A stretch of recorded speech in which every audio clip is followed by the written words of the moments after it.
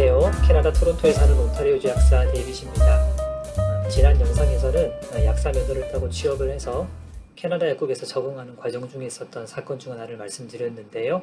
오늘은 이어서 예고해 드린 대로 약사회의 공식 경고, 오랄 코션을 먹은 두 번째 사건에 대해서 쓰린 가슴을 보여잡고 얘기를 나눠보고자 합니다.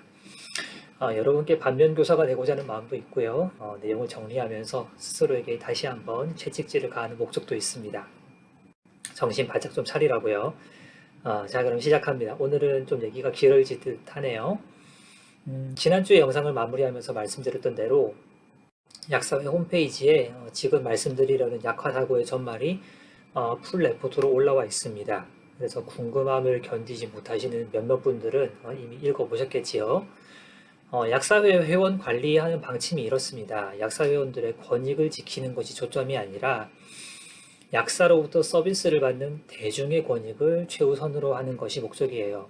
그래서 지난번에 말씀드렸던 것처럼 약사회는 일종의 규제기관이라는 인식이 강하고요. 그래서 그 대신에 약사들의 권익을 지키기 위한 협회는 따로 있다. 이렇게 말씀드렸어요. 그래서 약사회와 약사협회 사이에 묘한 긴장관계 내지는 공생관계가 이루어지고 있다. 이렇게 설명을 해드렸습니다.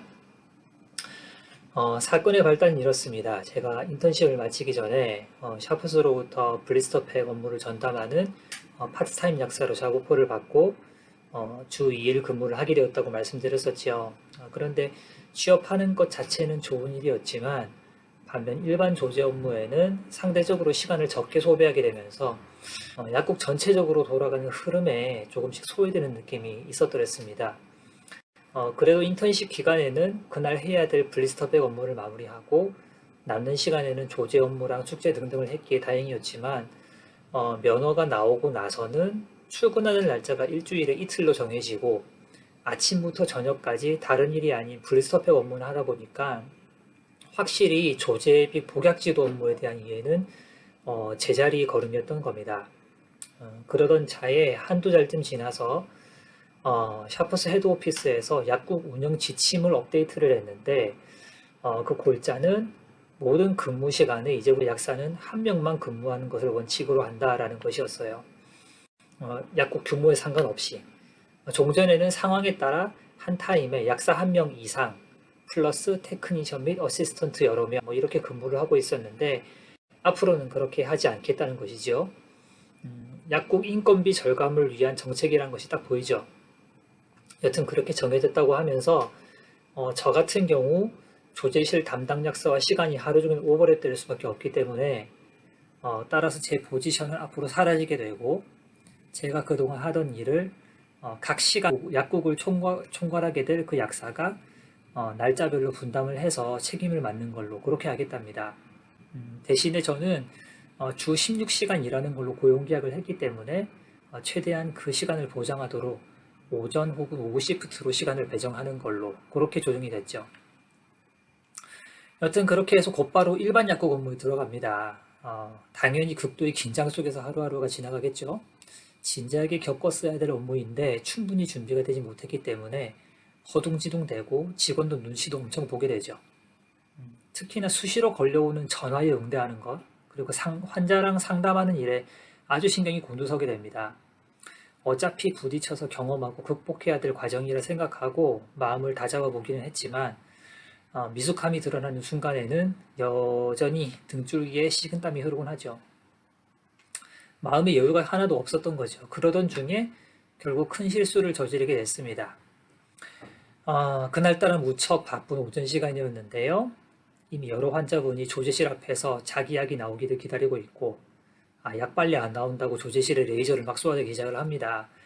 그래서 쌓여있는 처방을 처리하느라고 직원들도 다 조제실 안쪽에 들어가 있었어요. 그러던 중에 환자 한 분이 새 처방을 가지고 접수처로 오시는 거죠. 보니까 아무도 응대를 못하고 있길래 제가 얼른 나가서 처방전을 받고 그 자리에서 정보를 막 입력했어요. 그 입력된 정보를 바탕으로 조제를 하고 검수를 한 다음에 환자한테 이제 전달되는 과정을 거쳐야 되는데 이 모든 과정을 물론 약사는 모든 권한이 있기 때문에 혼자서도 다 할 수 있지만 안전을 위해서 가급적이면 다른 스태프의 손을 거쳐서 준비된 것을 객관적 입장에서 크로스 체크해서 내보내는 것 이게 정상적인데 직원들이 바쁘다는 상황을 인지하고는 혼자서 원맨쇼를 신나게 펼친 거예요. 뭐 이 정도쯤 혼자서도 척척 할 수 있다 이런 걸 스스로 증명하려고 했던 것인지 모르겠는데 결국은 이제 정보 입력 단계에서 제가 약 이름을 잘못 넣은 것을 인지를 못했습니다. 처방전에 적힌 약품명은 클로미펜 50mg once daily for 5 days. 이건 임신의 어려움을 겪는 여성에 대해서 배란 촉진하는 약인데요. 예전에도 이분은 여러 차례 이 약을 같은 용법으로 복용했던 기록이 있었는데 제가 그 과거 기록을 체크해서 카피해서 작성을 한 게 아니고 처음부터 그냥 새롭게 처방전을 보고 입력을 한 거예요. 물론 약국 소프트웨어에는 자동 완성 기능이 또 있었고요. 그래서 처음 몇 개 스펠링을 친 후에 제가 추천으로 나오는 결과를 선택을 하고 나니까 클로미펜 50mg을 선택한 게 아니라 클로미프라민 50mg once a day for 5 days 이렇게 들어간 거죠. 약 이름 꽤 비슷하죠. 하지만 이 약은 항우울제 일종으로 수면에 도움을 주는 약이에요. 얼른 조제실로 여튼 넘어와서 선반에서 열심히 약을 찾아요. 보니까 아나프라릴이라는 상품명의 클로미프라민 50mg 제제를 찾았어요. 실습 때 본 적이 없는 처음 보는 약이죠. 그래서 캐나다는 이 배란 촉진제 상품명이 이렇게 나오는구나 하고 혼자서 이렇게 휘리릭 준비해서 사인까지 다 끝내고 투약구로 보냅니다. 이 처방전 접수로부터 조제 완료까지 걸린 시간 겨우 2분. 보통 처방전을 접수하고 나면 15분 기다리라고 항상 안내를 하거든요. 이게 오후 1시에 일이 끝나고 오후 약사랑 교대를 하는데 마침 제가 거의 다 끝나가는 시간이 되어서 그래서 더 서둘렀던 것 같아요. 그래서 여튼 이 조제를 끝나고 2분 만에 하고 나니까 마침 정확하게 오후 1시였어요. 먼저 나가야 되는 약들이 쌓여 있어서 그 문제의 약, 제가 조제했던 약은 대기 상태였고 그래서 저는 이제 홀가분한 마음으로 그냥 조제실을 그 상태에서 떠났어요. 몇 주가 지났을까요? 그 사이에 좀 이제 약국 일에 적응이 돼서 여유롭게 일을 하던 어느 날에 우리 약국 테크니시 저한테 무슨 소식을 들은 듯이 심드렁하게 얘기를 합니다. 데이비 최근에 약국에서 약이 한번 잘못 나가서 항의가 있었으니까 앞으로 실수하는 게 조심해야 될 것 같아. 그렇게 근데 무슨 일이 있었던 건데? 산부인과 약인데 약이 잘못 나가서 병원에서 전화가 와서 나가. 누가 클로미펜을 클로미프라민으로 잘못 줬다 그러던데? 에? 어떤 약사가 그런 말도 안 되는 일을 했대? 여기 기록 봐봐. 제가 한 거죠. 그래서 그렇게 잘못 조제된 약은 이제 알아보니까 오후 1시가 넘어서 다른 스태프를 통해서 한다게 전달됐었지요. 사실 아쉬운 점이라면 그 환자분은 사실 다른 약보험이 없어서 실비로 약값을 내는 환자였어요. 그리고 클로미펜은 클로미프라민보다 약값 자체가 훨씬 비싸요. 근데 평소보다 약값이 많이 낮게 나왔음에도 환자분이 별 생각 없이 그냥 계산을 하고 픽업을 했다고 하더라고요. 그리고 또한 그동안 복용했던 그 클로미펜하고 약 모양이랑 색깔이 확연하게 달랐음에도 약국에서 제대로 줬겠지 생각하고 예전처럼 5일치를 다 복용했다는 것입니다. 물론 환자 탓을 할 수 없지만 환자분이 뭔가 평소와 다르다는 것을 인지했다면 또 이런 복잡한 상황까지는 이르지 않았을 텐데 말이죠. 여튼 며칠 후에 오노 약사님이 저를 불러요. 테크니션한테 얘기 들었지? 일단 내가 그 환자분이랑 통화해서 사과를 했고 그분은 괜찮다고 했는데 이게 병원에서 담당 의사한테 연락이 온 거라서 어떻게 될지 모르겠네. 순간 싸한 기분이 들었어요. 아니나 다를까 그 의사분이 약사회에 진정을 넣었다는 소식을 듣게 됩니다. 한번 겪은 일이라서 어떻게 소명을 준비해야 할지는 잘 알지만 정말 스스로 생각해도 너무 어이없는 일을 한 것이라서 구차한 별명을 주저리 늘어놓아야 하는 데가 참 한심하더라고요. 그래서 몇 주간의 검토 과정을 거쳐서 약사회에서는 지난번에 비공식 경고에서 한 단계 강도가 높아진 구두 경고, 오랄 코션이라는 징계를 내립니다. 지난번에는 정상을 참작해줬는데 이렇게 정신을 못 차리고 환자에게 위해를 가하는 사고를 치면 너 어떡하냐 하는 그런 메시지예요.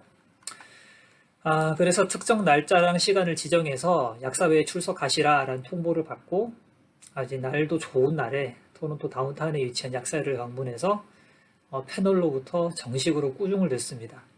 우선은 그 패널 대표가 준비하신 공식 레터를 쫙 읽어주시고는 혼자 뛰어다니지 말고 약사로서의 이 자리를 항상 지켜라. 그리고 절대 스스로 과신하지 말고 시스템에 따라서 일해라. 크로스 체크 절대 생략하지 말고, 그리고 아무리 주변에서 푸시를 하더라도 흔들리지 말고 네 페이스 유지해라. 그리고 무엇보다도 환자에게 위해를 가해서는 안 된다. 너 이번이 두 번째니까 한 번만 더 사고 치면 면허 정지를 각오해야 될 거다. 이런 조언과 질책과 협박을 몇 명의 패널로부터 돌아가면서 들었습니다.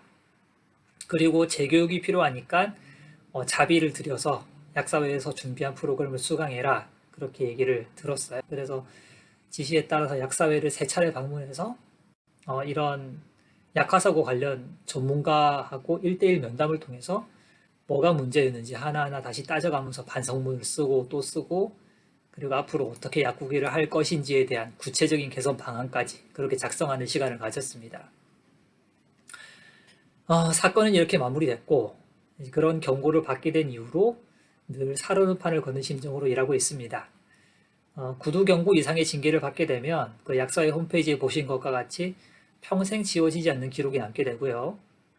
향후 다른 곳으로 취업을 준비할 때도 영향이 있는 기록이겠지만 이제는 그러려니 하고 있고 지금처럼 과거의 추억으로 담담히 회상할 수 있을 정도가 됐어요.